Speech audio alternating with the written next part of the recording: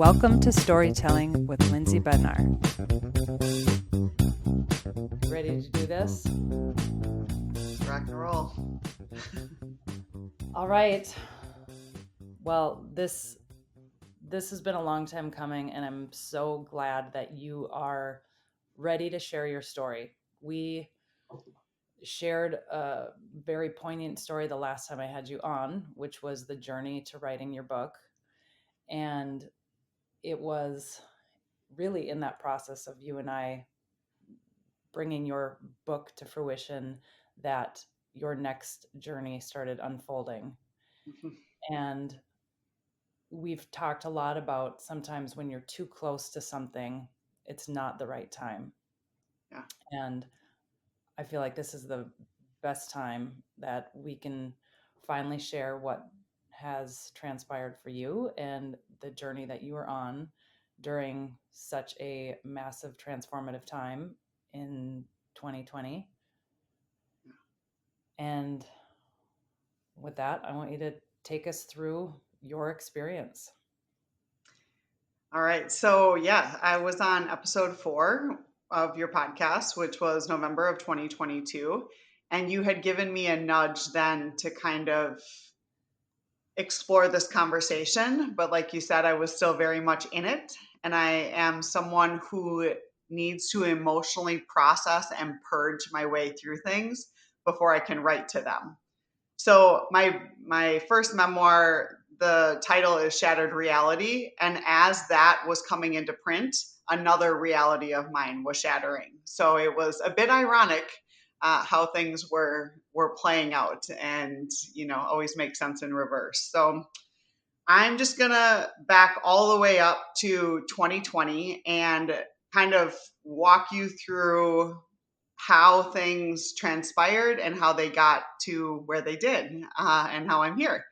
So if I say the word 2020, if I say that year, on a macro level, everyone can identify with the obvious things. Like, never in our life did we anticipate that not only our country, but the entire world would shut down, right? That's an insane thought. Yeah. So I mean, many people probably have a visceral response at, the word 2020. So this is playing out on the macro level. There's all types of things, but people are also having a micro experience, a very personal experience. And, some people are quitting their jobs to stay at home, take care of their kids. Some are, ramping up in the healthcare industry. Some marriages are falling apart and some are being rebuilt. Some are caught in the chaos and the emotional turmoil and maybe financial turmoil. And some are really enjoying the slowdown and kind of this recalibration. So everybody's having a very different experience in their personal lives, as well as everything playing out on kind of this grand scale. So for me personally, my primary source of income in corporate America is in the healthcare world. I'm in healthcare in the industry. I am desk operations at the time, and for a side job, I work at this bar and grill called Ego View in a small town, about 100 people. So geographically, these places are located about 45 minutes apart, and I live in the middle of both of them. And I'm in healthcare and it's ramping up. I mean, things are changing by the hour. It is chaos everywhere. Like, we're getting new instruction, everything is revamping. And then in the restaurant bar industry, everything is shutting down. So in like April, May of 2020, I have the opportunity, thanks to my supervisor, to furlough for what ended up being 5 weeks. So I was able to offset my income from the bar. Fast forward to June, May, June, we have the Floyd riots, and things change rapidly, right? Like, nobody's in containment, nobody's abiding by the rules. So we personally live in the state of Minnesota. I'm in southeast Minnesota, and the restaurant bar industry, like we open back up, the state opens back up.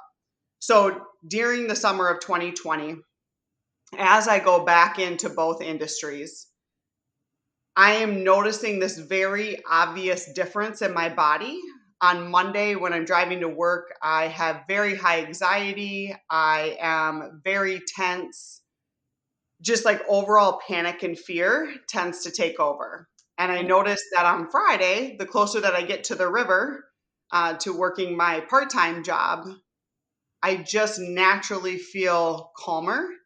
And it's just a very different sense in my body.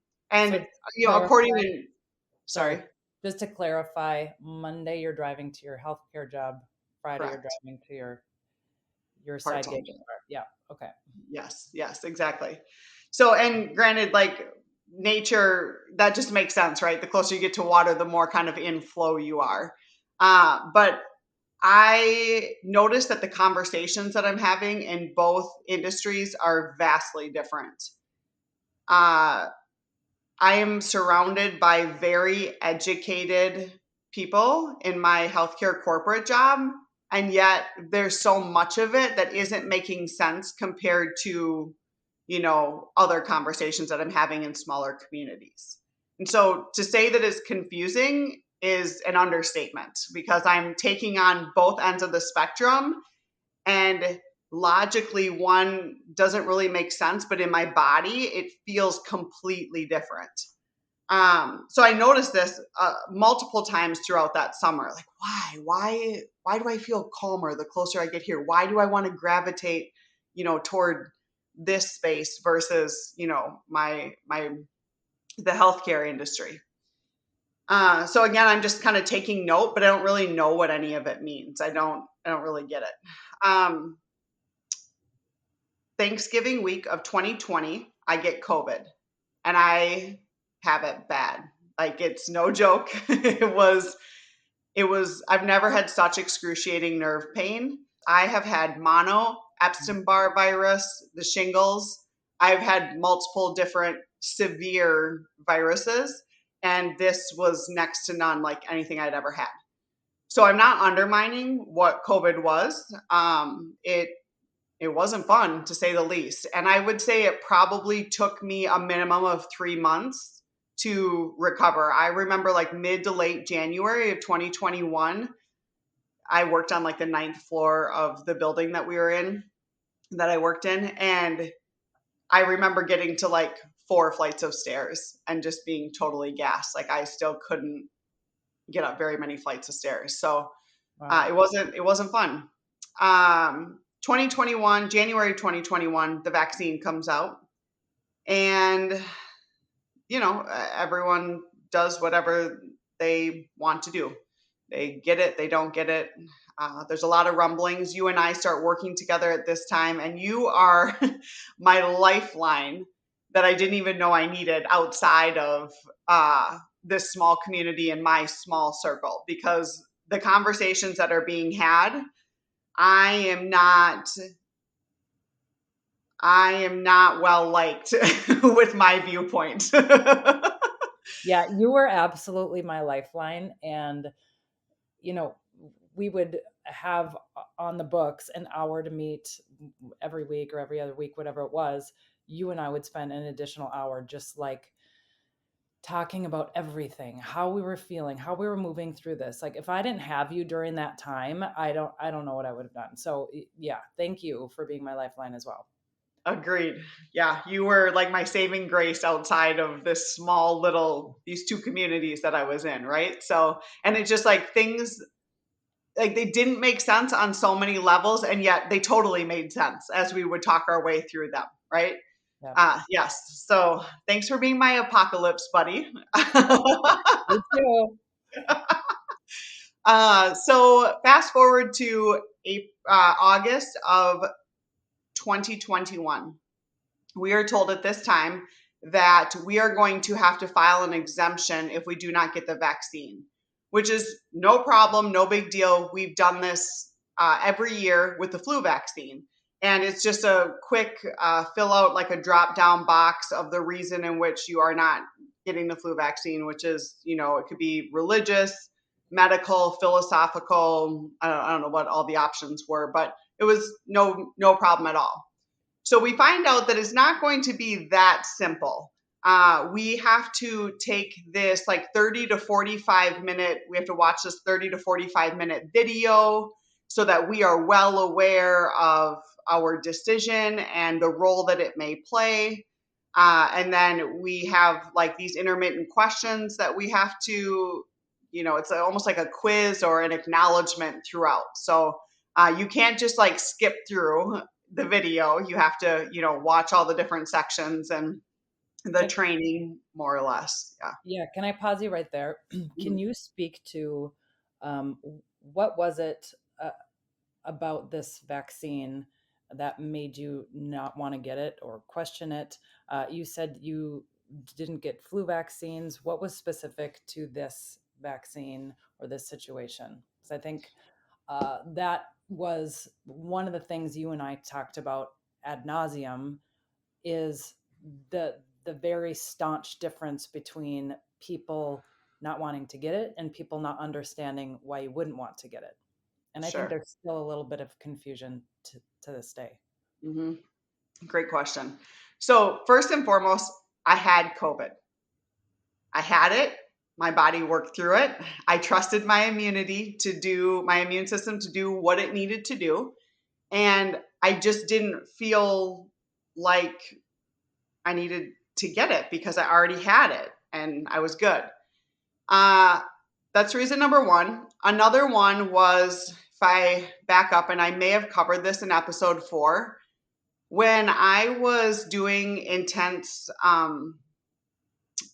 therapy with my psychologist, I would always bounce medication options off of him. So I tend to metabolize medications very quickly, especially when I was on like antidepressants. And I would go back to him and say, okay, I'm maxed out on my dosage. What are my next options? Because I'm actually doing really well on this med, but I don't know where to go from here. And I've kind of been researching some of my own, and I like some of these new ones that are on the market that they've been advertising. And he had said, no, no. It took them 20 years to figure out that Prozac caused heart defects in babies. Like, we're not going to any new medications on the market until we've worked through ones that have already been on the market.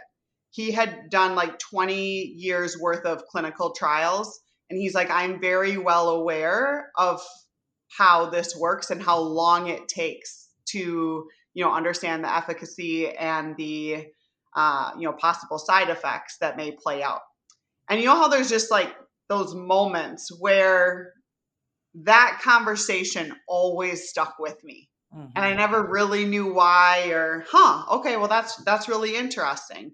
Okay, I'll keep that in mind. And it did. And it very much came back to me during this time of, this takes a long time to figure out, how these things may play out. And I'm not just going to jump on the bandwagon. And a big thing that we talked about very often was, it's not protecting the people around us. Like, it's for me, it's for my protection.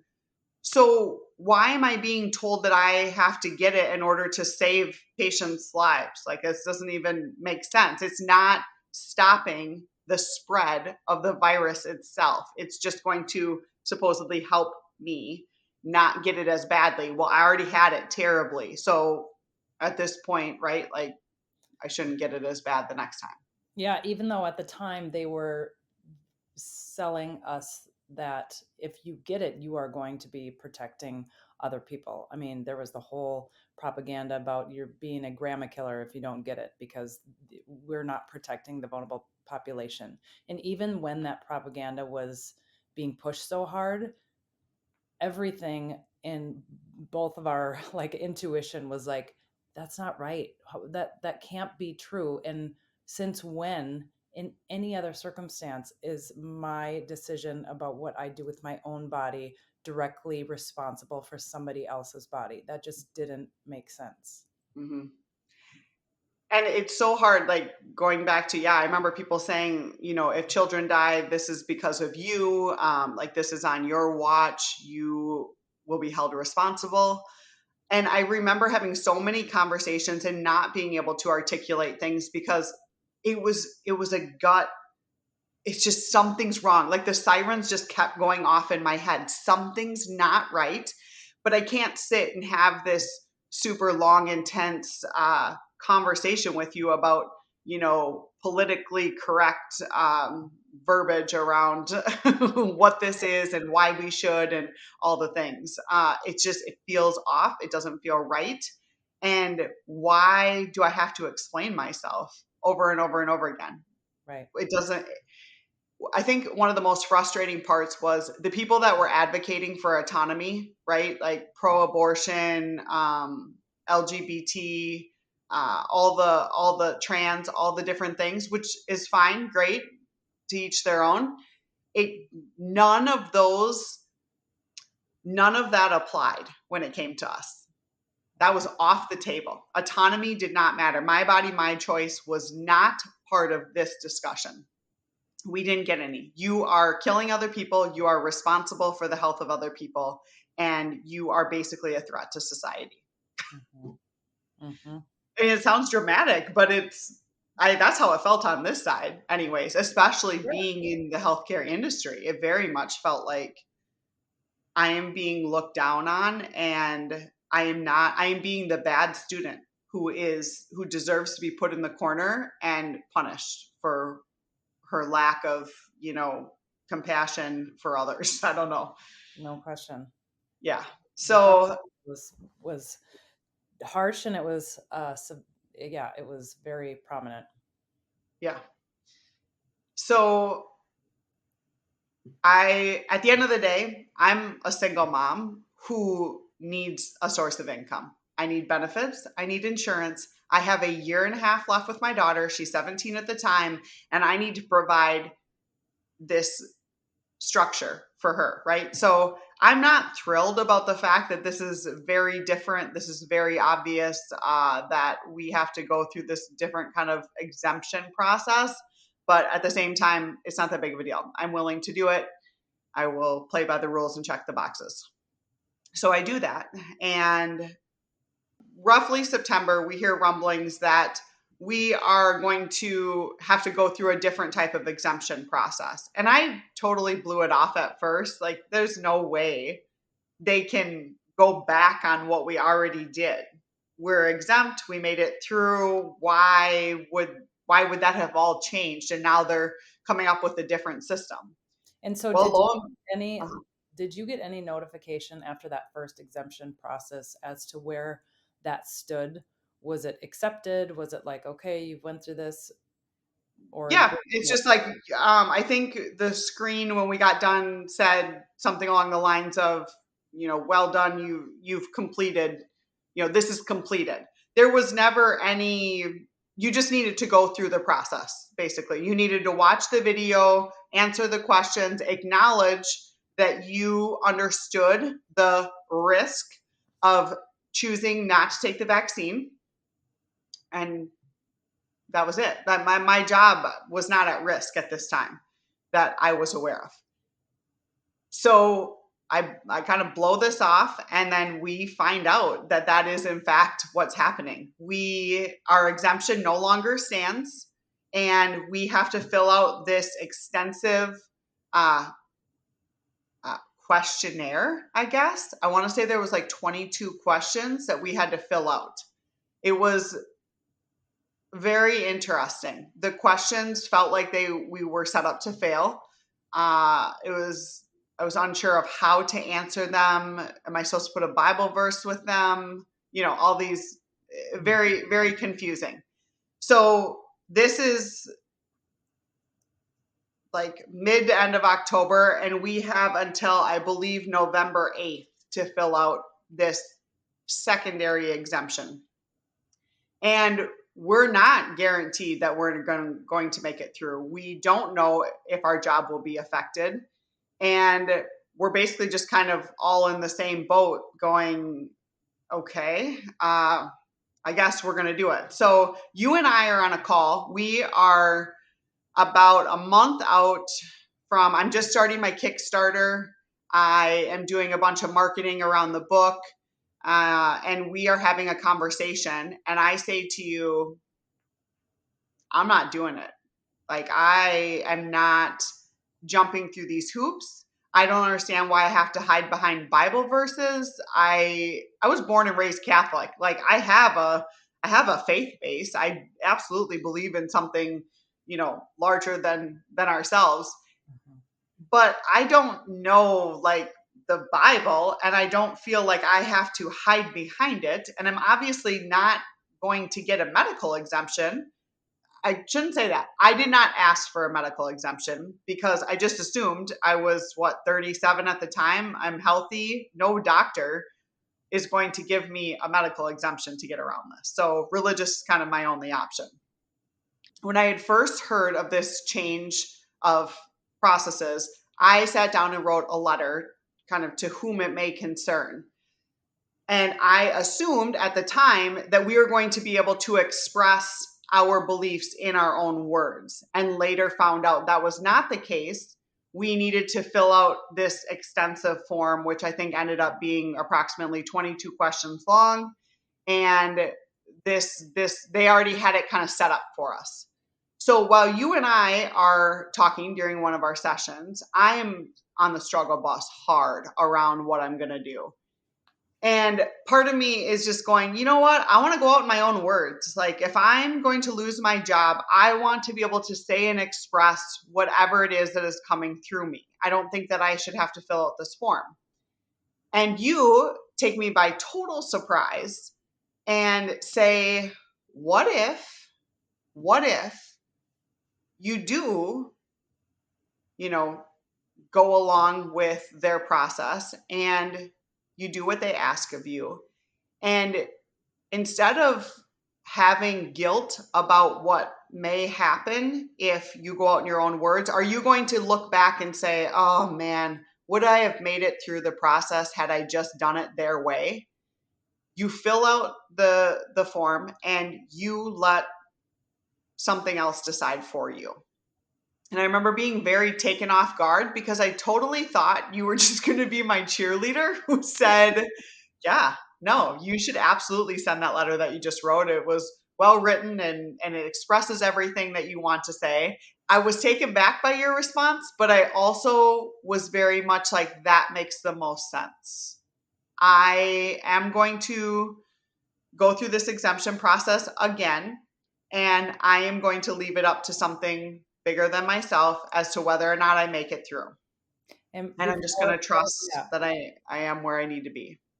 and I want you to share the letter. And before you do that, I mean, going back to my suggestion was, it's it's all about surrendering uh, to God, to our higher self, and knowing that however this plays out is for your highest and best interest. And Mhm. no question it did. But that surrender part, I think, is what is difficult for most of us, and in wanting to have control over every aspect, and I think when we do surrender, it is when those doors start opening up. So go ahead. Yeah, I think yes. And it just felt so unfair. Like, it was just so, okay, yes, I can get on board with, let's trust that I will end up wherever it is that I'm meant to be, which of course, retrospectively, I always love Philip Yancey's quote, faith is trusting in advance what will only make sense in reverse, right? I Mhm. am a true believer in that. And this was my livelihood. Mhm. And none of this was making sense as to why I was risking losing my job when I had come up with multiple other alternatives around, I can work from home. I had, a really great coworker, Veronica, who more than went to bat for me and said, let's come up with other solutions. So I think it was just really frustrating that, yes, there was this surrender component, and this is totally unfair. Like, this A does hundred not make percent. Yes, all. 100% unfair. And Yeah. you could work remote because your role within the healthcare industry was like data entry and things that didn't require you to be there. Nope, I was patient care, Okay. but we had a system set up within our there was three of us that kind of worked, together in a group, and we rotated once every 3 weeks to work from home. So we had this option, and the two coworkers that I worked with were willing to give up their work from home weeks so that I could go work from home full time. Mm, wow. So I had come up with multiple other options. I can apply to, research positions. I can, there's nothing that I'm not willing to do to keep my job to some degree within the institution, as I've been here for 14 years, right?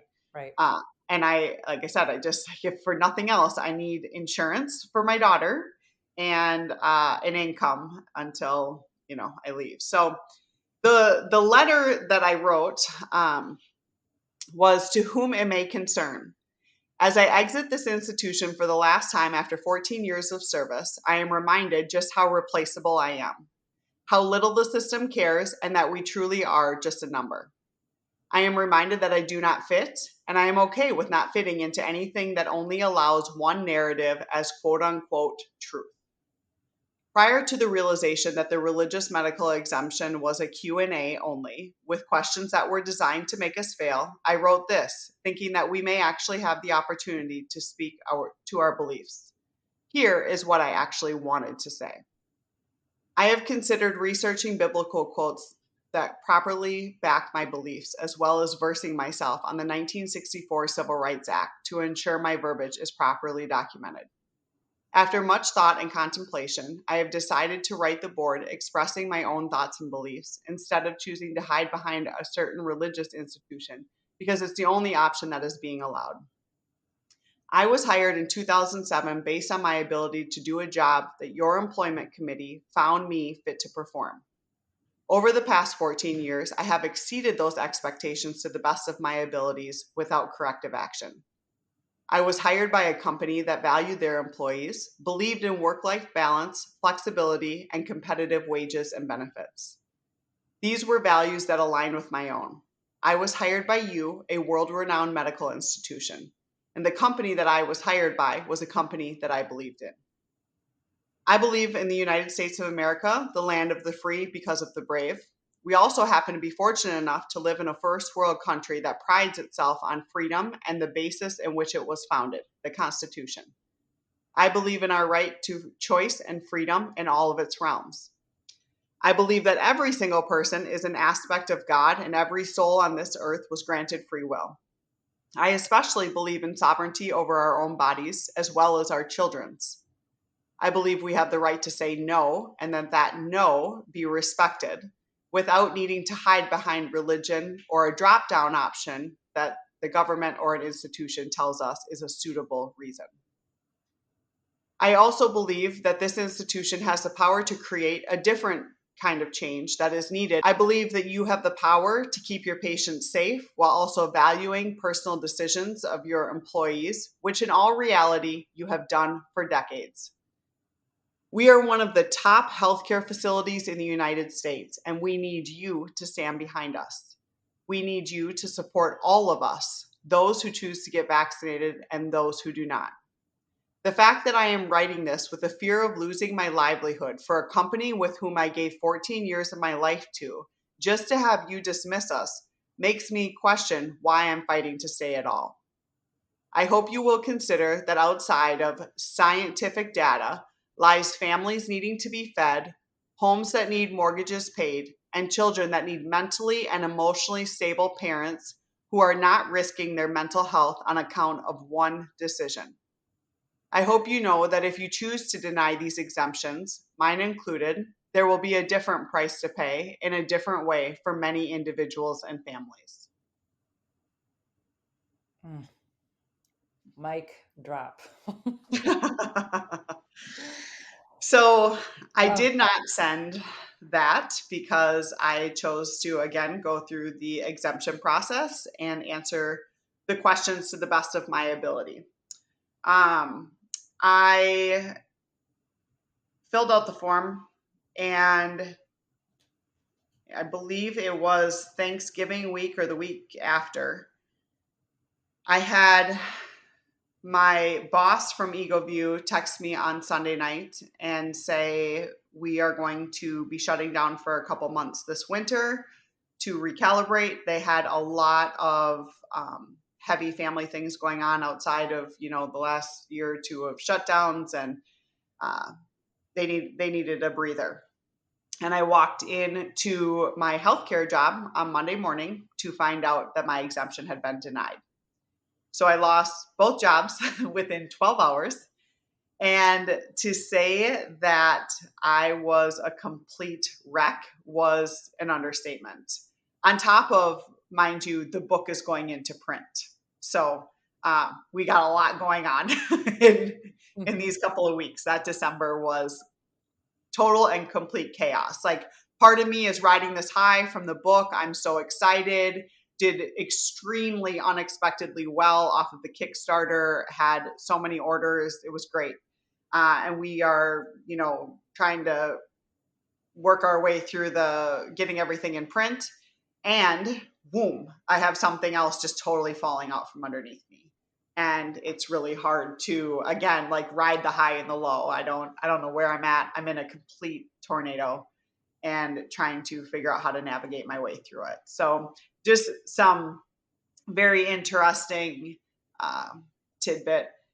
In I started this job on October 29th of 2007, and my sister took her life 2 weeks later on November 14th, 2007.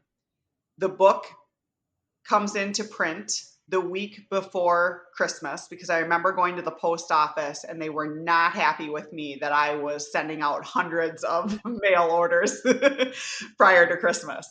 And I lost my job on January 3rd, a couple weeks later. So it was like this total flip, you know, Wow. this many years later. So make of that what you will, but kind of ironic. Mhm. So during this time, I have 4 to 5 weeks, and things are changing, right? So originally it was we are going to be done December 1st of 2021. And then they extended it for us to get the vaccine because of the holiday, I think, more or less, not laying off all these people right before the holiday, to January 3rd. So there's just like, there's no direct understanding as to what's happening. We're getting told lots of different things. Things are changing all the time. It's very confusing. It's very overwhelming. And Let me multiple times. ask real quick too. So, if the vaccine is so vital for the protection of all of the patients with whom you're connecting, I would assume that you're not able to work with those patients in this interim time when you haven't gotten the vaccine yet, or is that incorrect? No, that's incorrect. I'm working with them the whole time. Mhm. Yeah. But we're still masked. The math ain't mathin'. Okay, all Yeah. right. Oh, the math continues not to math. Yeah. That's not even, yeah. So nope, I'm direct patient care, and I am acknowledging that I work in a department with very immunocompromised patients, right? So I'm not saying that I don't understand some of the reasons behind it, but again, the vaccine does not stop the spread of the virus. And I, as well as my coworkers, have offered for me to work from home. There are multiple, And you've already had COVID and built right. natural immunity. Yes. Yep. Yeah, Yep. But herd immunity doesn't apply to this. So apparently that not. doesn't, it's not the same. Right. Nope, not at all. So throughout this month, and I will just say too, anyone that worked from home that already had a position from home, nobody is null and void from this. So So anyone that already has a work from home position, it still applies.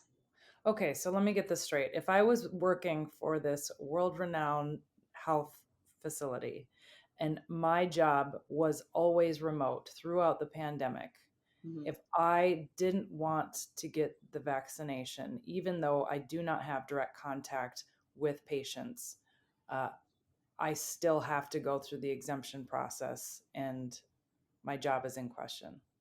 Correct. Okay. Doesn't matter. Yes.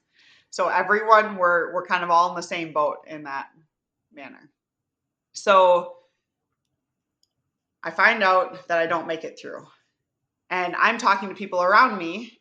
There's a fair amount of people that I know that have just chosen to leave the institution because they're like not even going to fight to stay. They're like, something's messed up. We're, you know, I'm not doing it, so I'm leaving. And then I know people that went through the exemption process, and I know a husband and a wife where one got through and one didn't. A sister and a sister-in-law, one got through, one didn't. These people are like filling out the exemptions together. So there's no rhyme or reason as to why this is happening. When I questioned who it is that was making these decisions, we were told it was a board. Supposedly, whether true or not, I don't know, that was made up of lawyers, doctors, and administration, supposedly, that were going through and deciding who made it and who didn't. Um, But from I, from anybody looking in and seeing, okay, here is a couple living in the same household, filled out their forms together, can assume they have the same information on their forms, and one gets accepted and one doesn't. So furthers the question as to what this process is really solving. What is the legitimacy of this whole exemption process? mhm, Okay. yeah, and nobody seems to know. So I feel like I'm screaming from the rooftops by myself. Like, again, sirens. Nothing is making sense. How is no one else questioning this? Come on, you guys know this isn't right. Like, really?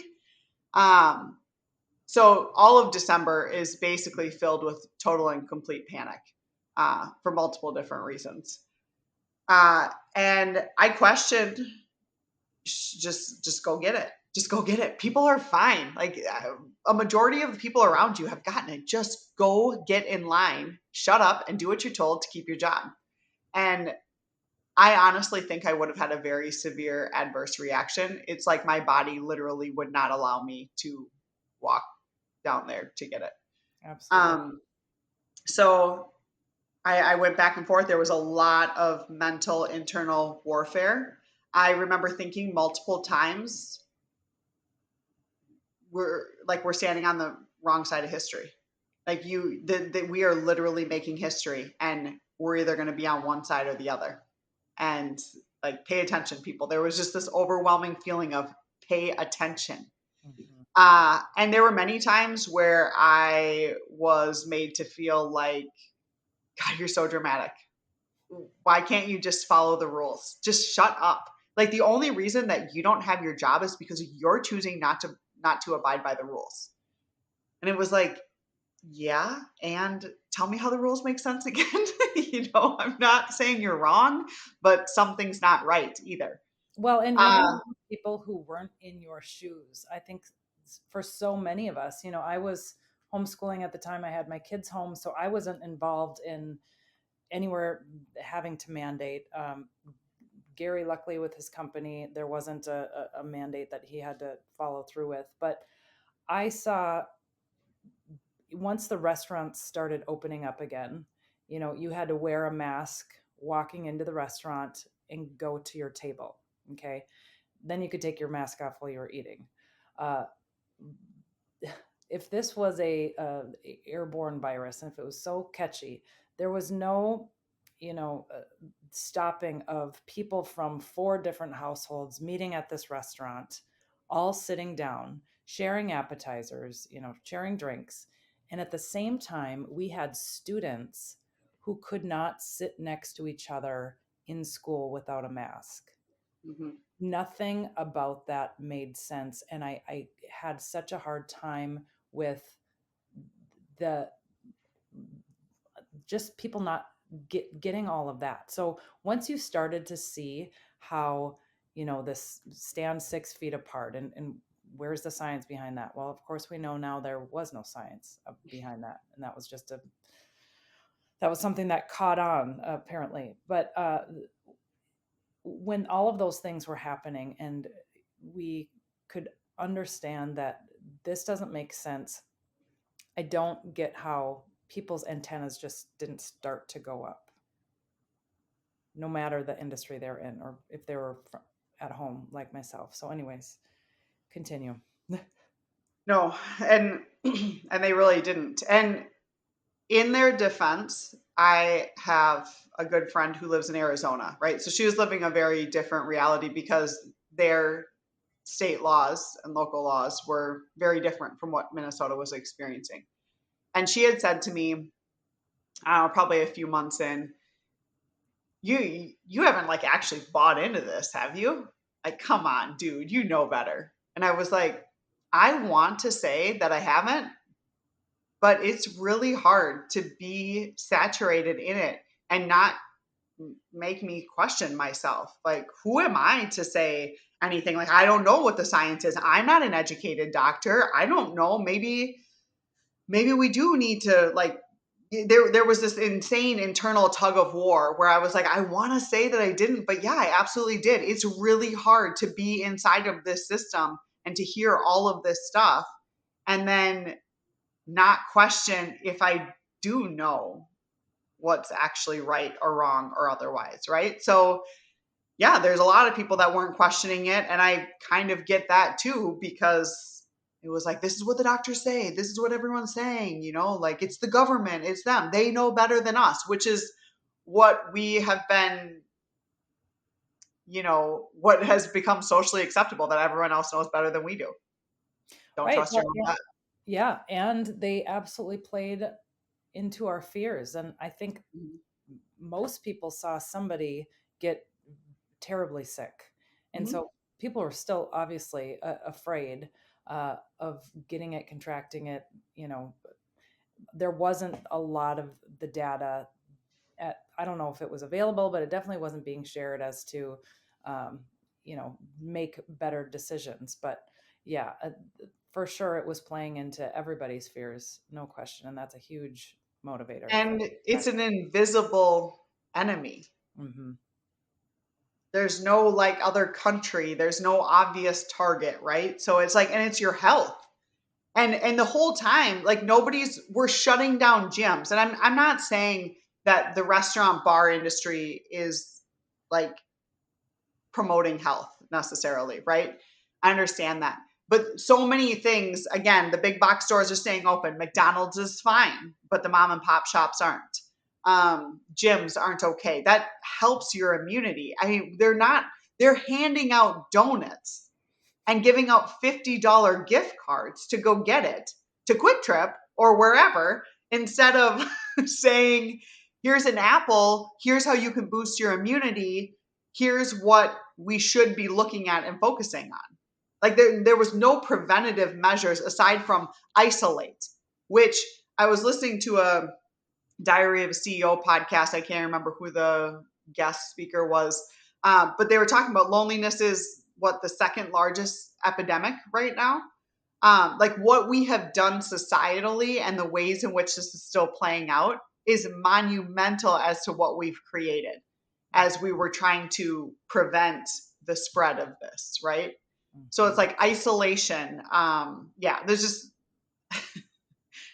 nothing about the narrative made sense.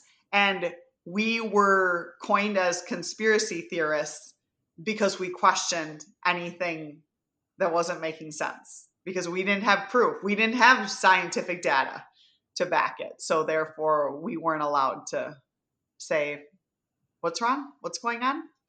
Right. So going back to December of 2021, for lack of better words, I am shitting bricks as to what I am going to do and what this is going to look like for me. And I have this internal tug of war. Should I just go get it? All the things. And I end up calling HR on 3 different occasions. And I talk to an HR representative and I say, any other time that I didn't get a job that I interviewed within the institution, I would call you guys and I would say, hey, I didn't get this position. Can you provide feedback for me as to why I didn't get it? What about the interview process didn't go well? What do I need to work on? Any constructive feedback is appreciated. I am losing my job and my livelihood, and I would like to know why. Can you tell me what about my exemption? What about my religious beliefs do not count? I would like to know. So I got 3 different people with 3 different answers. The first lady, you could tell, she was like, I'm really sorry. I don't have anything. I don't know what to tell you. I said, but can you just tell me who these people are? Can you patch me through to someone? Can you put me through to whoever was on the board that signed off on my exemption so that I can get their feedback? Yeah, your livelihood. Yeah. I'm sorry, I don't have that information. And you can tell, like, these people are put in compromised positions. Like, why? Why was there not a separate line for Mm. us to call to be able to actually talk to someone in administration or, a doctor or legal representative? But there isn't. So I am obviously not happy, but I'm also trying to understand that this isn't on her. I call back a second time because then, of course, you just get more questions. Like, well, I want to know this, I want to know that, I want to understand. The second lady had no time for me. She was like, "Girl, you know the rules. Get in line or get out. Like, I don't have anything more to say to you. You have until January 3rd at noon or January 2nd or whatever the parameters were to get the vaccine, or you will be terminated from your position." Okay, call back a third time, and the third one she kind of swayed in between the two. But ultimately, I had no understanding as to what was happening or why it was that this was happening. So I end up very, very sick the week in between Christmas and New Year's, like crazy sick. And Can't imagine I, you uh, stress played a part whatsoever. oh, I ended up with shingles 2 weeks later. Yeah. I had shingles my senior year of high school, and it was when I was trying to figure out where I was going to college, which was one of the biggest decisions of my life. Sure. And senior year of high school is a young age to have shingles, but yeah, stress induced. So I feel you, sister. It's no joke. Yeah. Yeah. And I had been sick a few times because I was just taking so many hits. Yeah. Mhm. Um, throughout those last couple months. So, and that was not the way I wanted to be spending like the last of my PTO, right? I need Right. all the PTO I can get to float me as long as I can. Calling in is not ideal for this. So I'm very sick that week. There's a lot of things that I need to wrap up. And basically, I'm told that I'm not allowed back in the institution after January 3rd if I don't get it. So I go in on that last day. I have things on my computer. There's just like these are people I have worked. Some of these people I've worked with for a decade. Like, these are relationships that I've cultivated. I'm devastated Mhm. and I want to say goodbye. And I go in and I can't even remotely keep myself composed at all. I mean, I'm sobbing, just ridiculously sobbing. My supervisor ends up having to take me off the floor and bring me into her office. And I was like, do you understand how unfair this is? I don't understand. I remember sitting at my desk. This kind of happened multiple times throughout that last month, but especially that day. And just looking around and going, come on. Like, does nobody see this? Does nobody understand what is happening here? Like, we are literally, something so huge is playing out. And some people I think just didn't know what to say or do, so they just put their head down. And Mhm. I don't know what it was that I wanted people to do. I think, yeah, part of me wanted them to rally for me and say, this is screwed up. Like, this needs to stop. We're walking with her. And I also understand that people had mouths to feed, Yep. and that wasn't an option for them. And like I said, I had a couple of coworkers that did. They got the vaccine and they still were like, this is not okay. Like, we are willing to go to bat for her. I facilitated a clinic. So I told them that last week that, I am no longer going to be employed as of January 3rd due to the mandate. And I remember just thinking, oh man, I know the judgment is heavy. And they're probably looking at me like, oh man, you're one of them, huh? And I was actually very surprised by the chair of our department, who I would have never guessed to rally for us, and a few others say, we're really sad to see you go, and we want you to know that we don't agree with this. We have went above, we have went up the ladder in administration to try and make sense of this, or to, fight for you guys. And it's not an option. We haven't gotten anywhere. And so that was very humbling, just to be like, okay, these are people who have been very pro vax and are also saying, we're crossing lines here Yep. that are not okay. And we have tried to do something about it. And I just think so much of it was, there was nowhere to go. I don't think anyone understood what the chain of command was. I'm going to my supervisor, I'm saying, this isn't right. This isn't right. And it's kind of like, people know, but they also, yeah, what do you want us to do about it? Right. Right. It's a very dicey situation for all involved. And it's There, like, they can't necessarily have an opinion about it because they need their job. So whether they agree with it or not, they have to be careful as to how they're navigating this conversation as well. Mhm. The fact that Um, there was no transparency about who was making these decisions of your yeah. entire career, 14 years, Mhm. and you And couldn't I'm even, one of many people. yep, And at the end of the day, like, I'm at the bottom of the totem pole here. I'm there are doctors that sacrifice their career. There are nurses, anesthesiologists, like, that were making a lot more money than I was, and that had a lot more pull in the institution than I did. but 14 years is nothing to, balk Yeah, at. Like, that's a yeah, significant time. And the fact that you were not able to directly connect with any of those decision mhm, makers and nobody even knew who they were, like it wasn't right, widely known, is insane to me. yeah.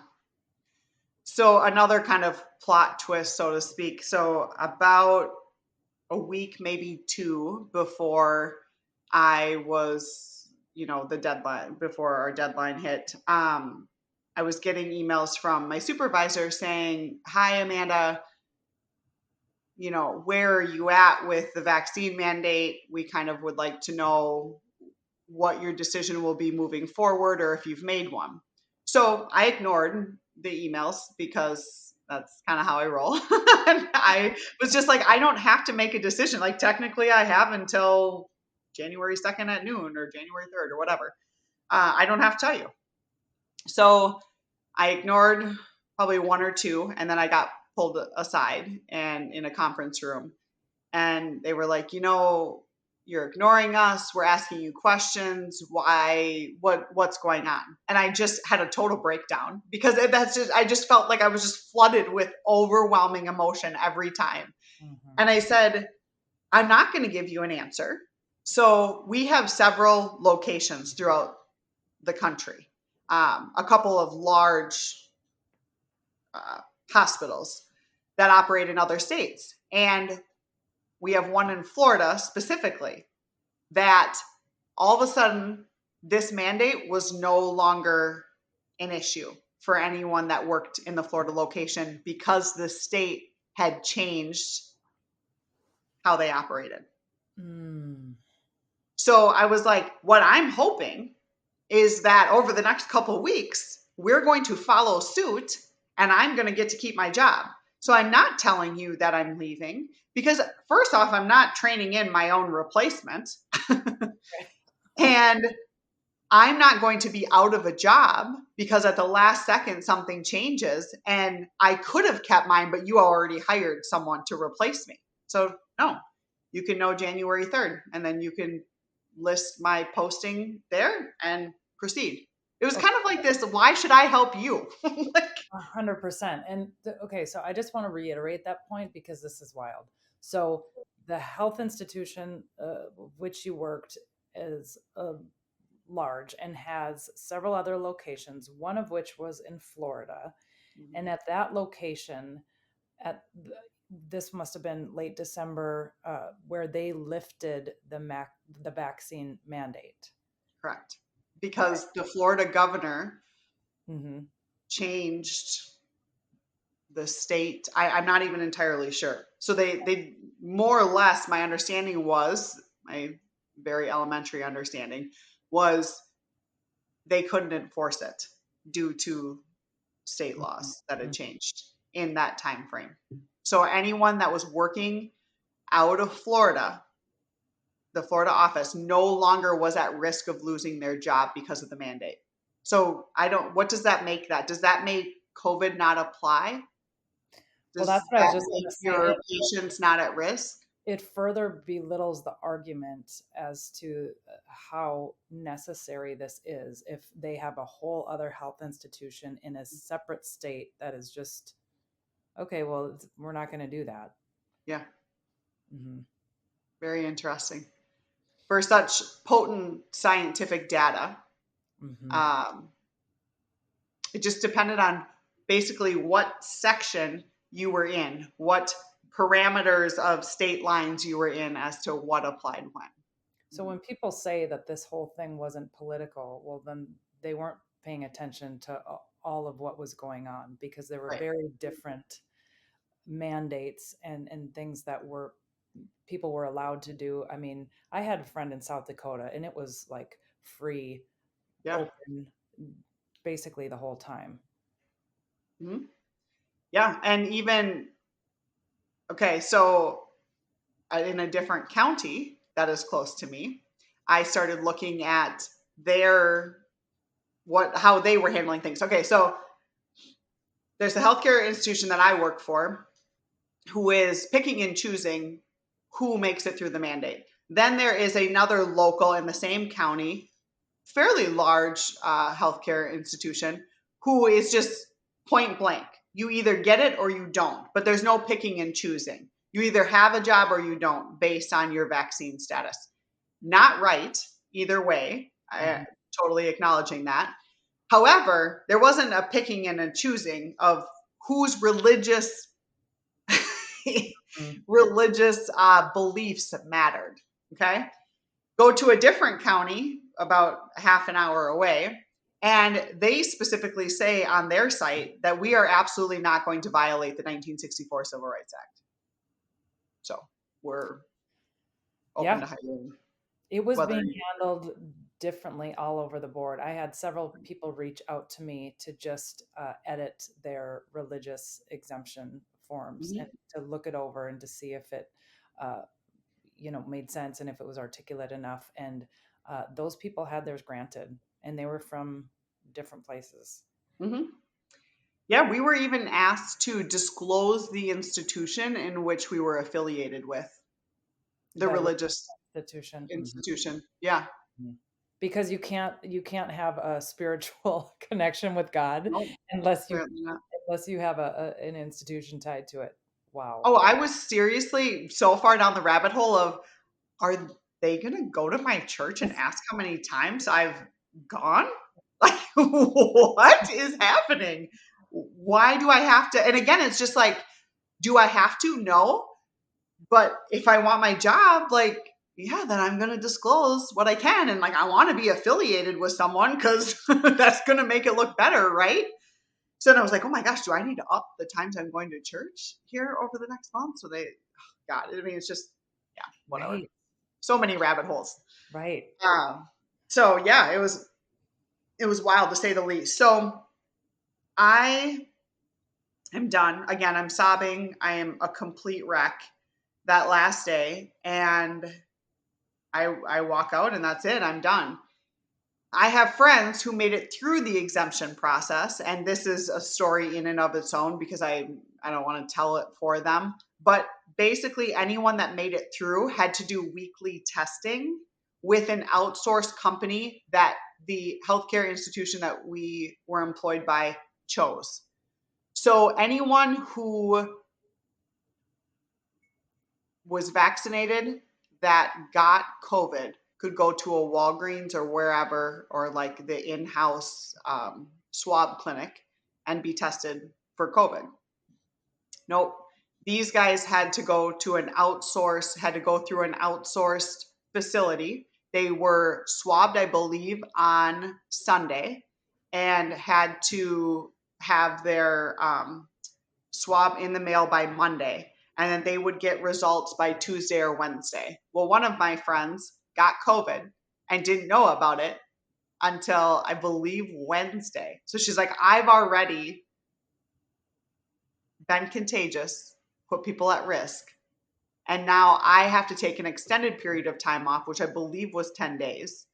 So you have to use more PTO, right? Like you're getting punished. At the end of the day, like there was still a punishment to be had. So you had to do the extra testing. There was still this division and separation in order for you to keep the jobs, and different hoops that you had to jump through in comparison to those who abided by the rules. And who is paying for those outsourced testing? The institution did. Okay. To my knowledge, yeah. I do believe. So, yeah. But you could go to work while your test results were being analyzed. Yes. And be contagious. Yep. Mm-hmm. Yeah. So it's wild. Super wild. So yeah, it was like things were still playing out even though I wasn't there for the people. It was like there was still a price to pay, right? Even if you made it through the exemption. Yeah. We're not going to make it easy for you. Yeah. We're going to try and pigeonhole you into this. So you'll just abide by the rules and do what you're told. Mm-hmm. That's what it felt like. I don't know, of course, what their interpretation of it was, but that's how it felt on this side of the line. Right. Yeah. Mm-hmm. So your last day, packed up and went through all my emails, tried to save what I could as far as just proof of all the emails that we were getting. Little did I know that I emailed all the stuff to me and then they wiped out my email account. So it didn't matter. Yeah. Sure. I didn't have proof of any of it. I mean, I printed off 14 years worth of reviews to prove that I have done my job and done my job well. I have exceeded expectations, and this is still happening. Well, and if the story ended there, I think anybody listening to it can be like, so much of that doesn't make sense.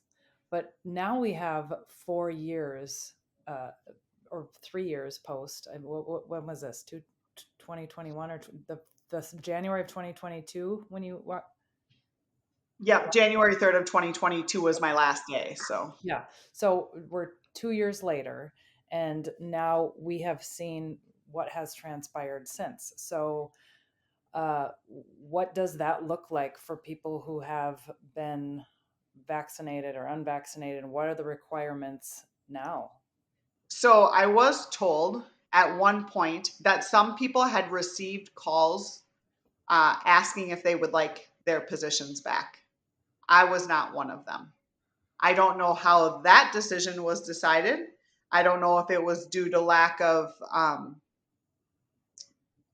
staffing as to what department they were in or what position they were in. But I had heard a couple of different accounts of them saying, well, if you want your job back, you can have it. As if that's the same as, okay, you didn't have to apologize. You didn't have to, it felt like going back to the abusive husband. Right.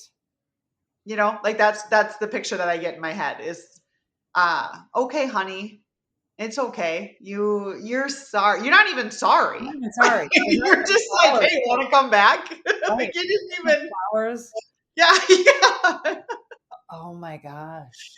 Yeah, Okay. so I had heard that. I personally was not someone who received that offer. And then as of now, no, there is no required vaccination to work at this institution. So it's just like poof, It's it's gone. all good. It doesn't matter anymore. You don't need it. It's fine. Come work for us. Like it's all good. I don't even know that there's an exemption process at all for it, to be honest. I can't speak to that for sure, but I do know that you do not need to be vaccinated in order to work there anymore. So But to it's just me, like all these gaps, right? Like, so what? What happened? Like, do we just get to? It just it doesn't matter. I I don't mean, know. when I hear this, I'm just like screams lawsuits or civil suits or something in my head like that.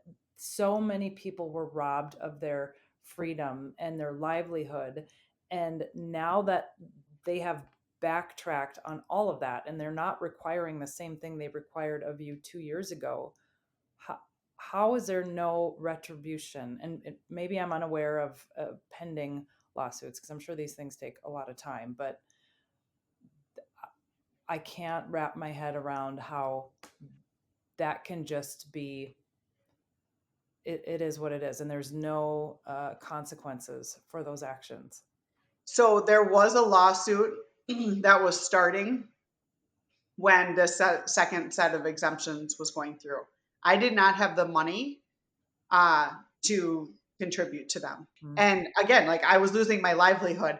I didn't even know if I was going to make it through to get unemployment because I had heard people were denied unemployment because technically this was a choice. It wasn't a termination. I personally was lucky enough to collect unemployment. Thank the heavens above. But not everybody was. See, again, like things just aren't making sense. Like nothing's adding up. Why is it so different? Why does it depend on the person as to what's happening? So yes, there was a lawsuit, and I believe it might still be in effect. I'm not entirely sure uh, the ins and outs of it, but I find it hard to believe. And again, like if we really want to open up the doorway to this, okay, so I'm terminated. So yeah, I should be compensated. There was no severance package offered. There was nothing. It was A or B. Okay, what about the people that folded at the last minute? Because there was a lot of people that waited until that last day Hmm. that were trying to hold out, and then we're just like, I got to feed my kids. Like at Hmm. the end of the day, my husband and I decided that this was what we needed in order to make things go. Okay, so what about those people that compromised their autonomy, or maybe had side effects because they got pushed into it? Right. What about the people that were still more or less, I don't know, discriminated against having to do weekly testing? Like there's just so many ramifications to it Hmm. across the board. Like to pretend that it didn't matter is just, I don't know. It's like we're screaming for autonomy in so many other realms, Hmm. and how it didn't apply in this one is mind blowing to me. Hmm. Yeah. And people can argue that at the time they thought, I know a lot of people thought that if you don't get it, then you are putting other people's health at risk. But we Mhm. know now that's not the case. So, retroactively, what is going to be done to correct all of those actions? And I don't know that that's, I mean, it's not possible to correct all of them. There's so many, uh, unintended consequences that happen in the course of the last 4 years, that Mhm. there's no way to turn back the clock. But Money can only cover a small portion of damages done, right? right. Like there's relationships. I mean, you and I, it was very taxing on relationships. Very. Yeah. Still some that I would say, maybe haven't fully recovered. Imagine what that looked like in marriages. Imagine what that looked like in, yeah, just the pressure. Yeah. Uh, And to clarify, it wasn't our relationship that was taxing. It was you and I shared how, yes, there were so many things in our own personal lives where relationships were tested because we held strong to our beliefs, and that didn't sit right with, some people. Yeah. Hmm. Yeah. So it's like there's, what's it called? Collateral damage. Yeah. Yeah. In so many ways that you're, again, money is only going to, take care of a small portion of it. But man, at least it's acknowledging that, hmm, oops, we might have played into something that maybe we shouldn't have. We apologize. I don't know, man. It's something at least. But yeah, it's hard because you and I have talked about how do we ensure that this doesn't happen again, right? Like what does this look like moving forward? Is this an option that if we make people aware of not following mainstream medias, will it change the course of, I don't know, dare I say history, or at least people's just listening to your gut, how important it is, right? Like if your body is screaming, don't do it, then don't do it. And yes, that comes at a cost sometimes, but most things do, right? Like look at any large movements. Um, it's the reality of it. And then I think you you make people compromise their safety. If you look at Maslow's hierarchy of needs, I mean, just the basics of the bottom of the pyramid: air, water, food, shelter, sleep, clothing, reproduction, right? The next is safety needs: personal security, employment, resources, health, property, love and belonging, friendship, intimacy, family, sense of connection, esteem, respect, self esteem, status, recognition, strength, freedom. Self actualization is the desire to become the most that one can be. When you look at how many things on the Maslow's hierarchy of needs that were compromised throughout this, Hmm. and you force people into, you pigeonhole them and you put their back against the wall, I want to say that there's no way we're going to relive this. But we have said a lot of things over the years. We would never allow, someone to have that type of influence over us. When you push people against the wall, I think it's hard. It's hard. Yeah, the dichotomy between fighting for freedom versus safety uh, has been so loud, and both are so important. But I think what is the number one driving factor for most people is fear. And if, we haven't learned now that the media, it just perpetuates fear and uses it as its number one propaganda, then we haven't been paying attention. I mean, I remember studying this when I was in college, and I had media was basically my minor, almost a double major. I took so many courses in it, but we studied how much it's like a machine of just perpetuating fear. It's what keeps people tuned in. I mean, look at 2020 when the riots were going on in Minneapolis. Everybody was glued to the TV and seeing what was happening. And I was afraid. I remember being super afraid. Our neighborhood, we had police officers, Minneapolis precinct 3 police officers in our neighborhood, and they were like, listen, our information was released, you guys might need to leave the neighborhood. Like, we're nervous, they're coming after all of us. And I fled for a night with the kids. Gary was a little more level-headed. He was like, we're fine, Lens, I'm staying here. And I was like, nope, I'm out. I, I get it. Yeah. Fear, it takes hold of us, and it drives us to do irrational things, and I have been fallen prey to it as well. And so, eh, obviously, one, I wanted to share your story because it's incredible, and what you endured uh, is, I mean, unfair doesn't do it justice, but I wanted people to get the perspective of what it was like to be in those shoes during that time, because those are the stories that I think are going to actually cause change. Is not looking at all the data and whatever. It's actually hearing what it was like to be in those shoes.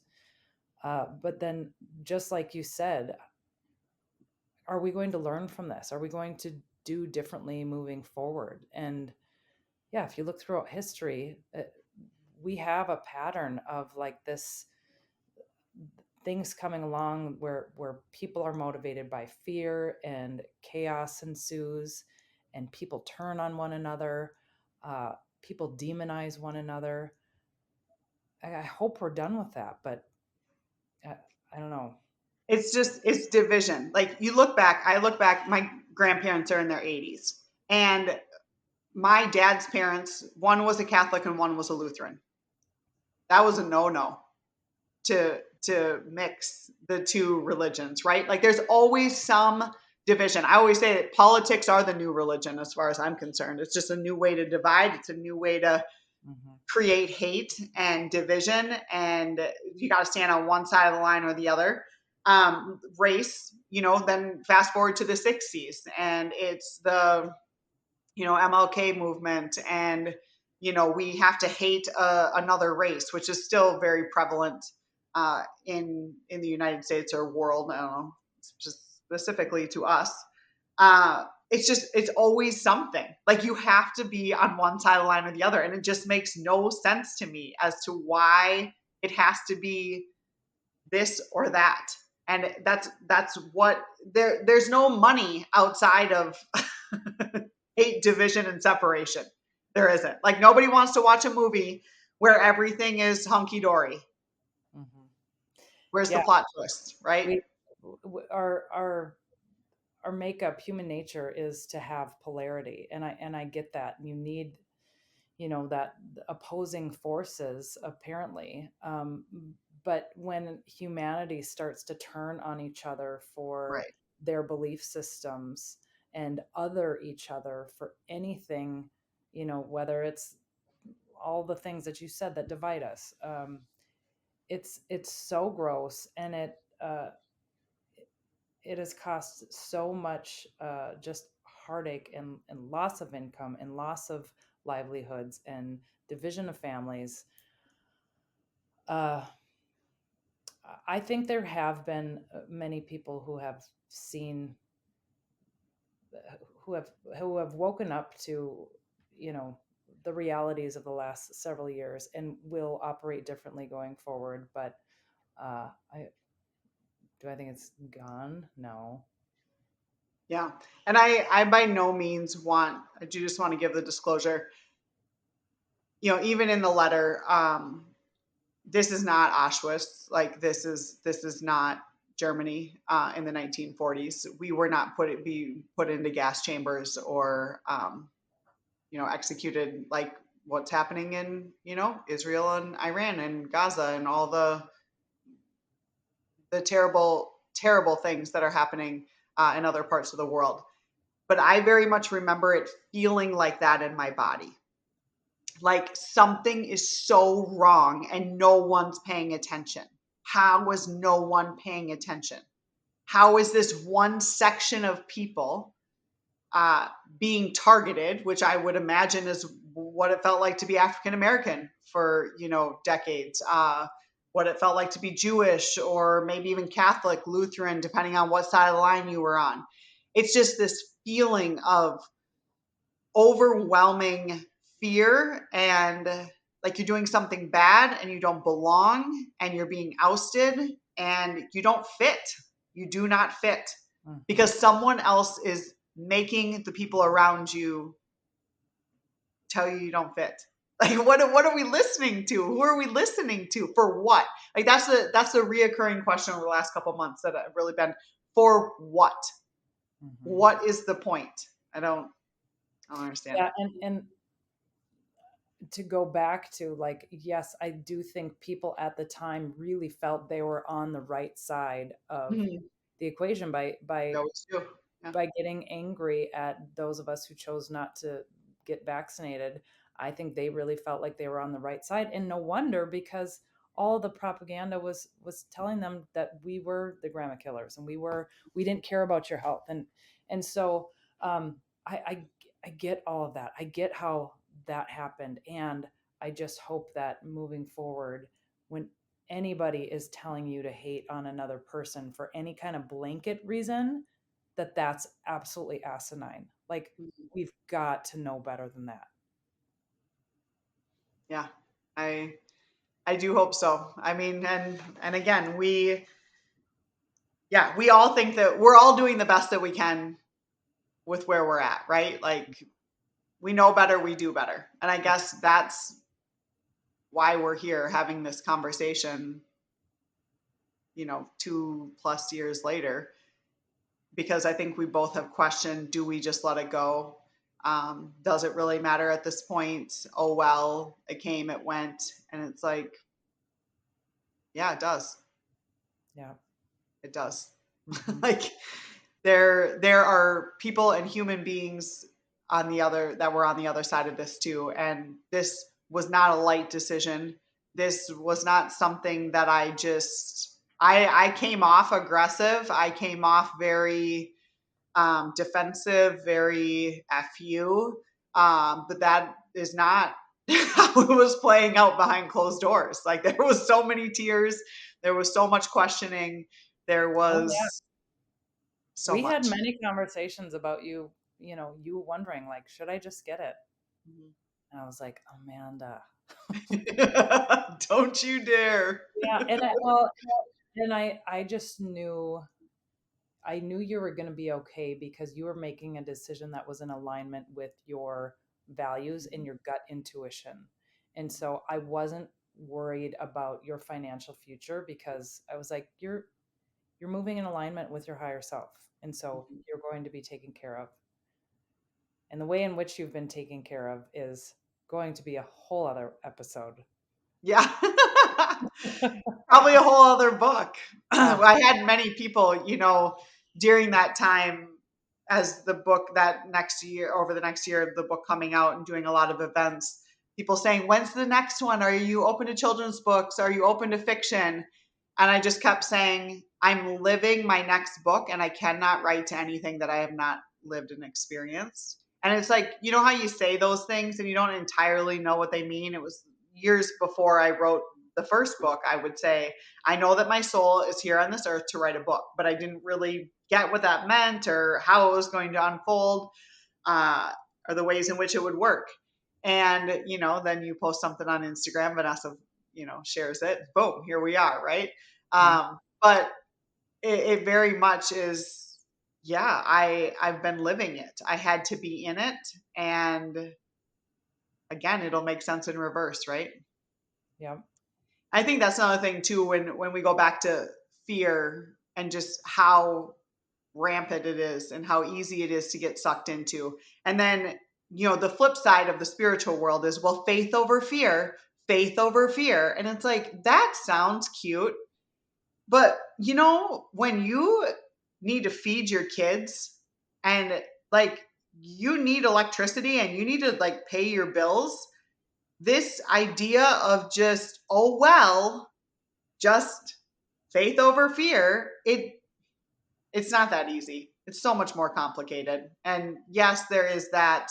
And but there, I don't know, there's somewhere in the middle too where it's like there's a lot of people that had faith and also buckled because the reality of it was they were going to lose their homes or their marriages or their kids or whatever it was. So it's it's multifaceted. Everything is.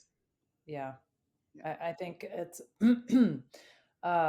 I have a faith over fear bracelet. I'm not wearing it right now, but um, and while I do believe in that, yes, it is far easier to say when, for instance, I was like, oh, I could leave my teaching job.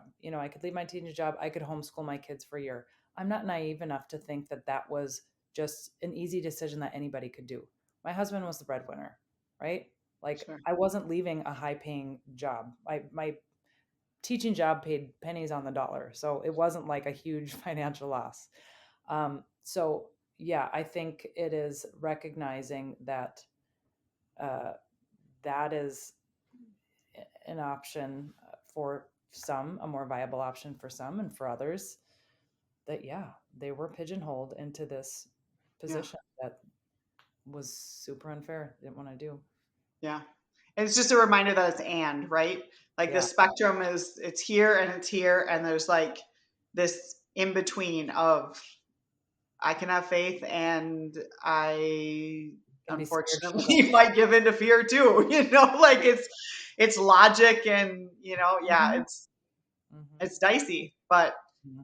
I mean, to everyone who stood strong, who chose to listen to their gut and follow through and made it work, and whatever ways they needed to, kudos to you, because that was no walk in the park.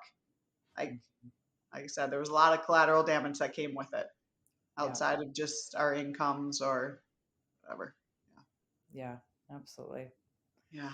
So, Oh, and I guess either way, we're here. It did work itself out in, other ways, even though there was a lot of hardship in between. It did push me off a cliff into what I ultimately knew was, I guess, probably my life's work or where I needed to be going. So, and that is going to be our next episode, which is a whole other exciting chapter, much brighter than this yes, chapter we just covered. So, yeah. for sure. For Yeah. sure. Absolutely. Yeah. So here we are. Well, girl, I can't thank you enough for sharing this. I'm really grateful that you are bringing this perspective forward, and that my deep desire is that everybody just opens up and listens to the various ways in which everybody was impacted during this time, and um, how difficult that was, how backward that was, how unfair that was, and then hopefully people make better decisions moving forward, and we Yeah. don't turn our backs on one another. And at the end of the day, like my job is minuscule compared to Brooke's episode, right? Talking about what that meant for her losing her husband during a time when family wasn't allowed to be in the hospitals. This is so multifaceted, so huge. There was a lot of damage that was done in Mm. so many ways that people are probably still processing, still paying for, still trying to understand, or don't even know maybe the ways in which the trauma has played out, and you know Right. perhaps will later in life. But it's like, again, multifaceted. Yeah. Yeah. Well, Mm. thank you so much. There has been a lot of apprehension around sharing this story. As you know, we've been talking about this since December Yeah. of 2023. Yeah. And I thought I was going to write it, going back to the blog, and I was going to share it that way. And every time I sat down to write it, it would not come out. I went back through my writings through 2020, 2021. Like, man, I've got a lot of them. And finally, you're like, well, just let me know when you're ready. It was like, yeah, I think I just need to talk my way through it. I need to voice it, and share it in this manner. And then we've had a lot of hiccups along the way. We tried recording, we had a ton of technical difficulties. Like, somebody was definitely messing with us, and it wasn't cool. Um, but I do think, for as much as, I question, oh, what are the ramifications for this? Or, oh, what are people going to say? Or, um, it, yeah, it does. It needs to be shared, the truth. And I think we're really heading into years worth of full disclosure. 100%. And at the end of the day, this is your story. This is real. This is what happened. So Mhm. uh, there's uh, you can't invalidate that, and it's Mhm. powerful. So uh, thank you. I hope it does awaken people to a lot of the things that happen, and things that we need to change moving forward. 100%. Always Well, good to connect with you. yes, it is. Love you so much, and we will be recording again soon. Love you too. Bye. Bye.